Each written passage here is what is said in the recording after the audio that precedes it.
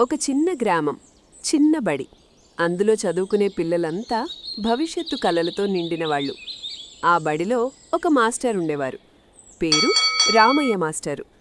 తెల్లటి దుస్తులు, చేతిలో చిన్న కర్ర, ముఖంలో ఎప్పుడూ కఠినమైన భావం. పిల్లలందరికీ ఆయనంటే భయం. ఎవరైనా లేటైతే తిడతారు, హోంవర్క్ చేయకపోతే శిక్ష తప్పదు. కానీ ఎవ్వరికీ తెలియని విషయమేంటంటే ఆ కఠినమైన ముఖం వెనుక ఒక గొప్ప మనసు దాగి ఉంది.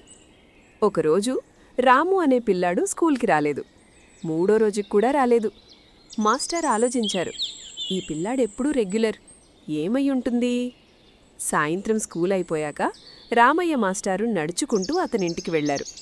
అక్కడ కనిపించిన దృశ్యం ఆయన మనసును కరిగించింది. పేద ఇల్లు, అమ్మ జబ్బుతో పడుకుని ఉంది. రాము చిన్న పని చేస్తూ కుటుంబాన్ని పోషిస్తున్నాడు. మాస్టారు నిశ్శబ్దంగా వెళ్ళిపోయారు. మరుసటి రోజు నుంచి రాము స్కూల్కొచ్చాడు. కానీ ఈసారి మాస్టారు కోపంగా కాదు, ప్రేమగా మాట్లాడారు. అతనికి పుస్తకాలు తెచ్చారు, సాయంత్రం ఉచితంగా చదివించారు, పరీక్ష ఫీజు కూడా తానే కట్టారు. సంవత్సరాలు గడిచాయి. ఒకరోజు స్కూల్లో పెద్ద ఫంక్షన్. ముఖ్య అతిథిగా ఒక ఆఫీసర్ వచ్చాడు. అతడే రాము.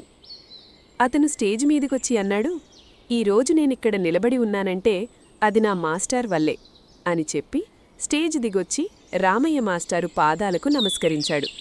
అప్పుడే అందరికీ అర్థమైంది, నిజమైన గురువంటే ఎవరో. మోరల్: గురువనేవాడు పుస్తకం మాత్రమే కాదు, జీవితం ఎలా ఉండాలో నేర్పేవాడు.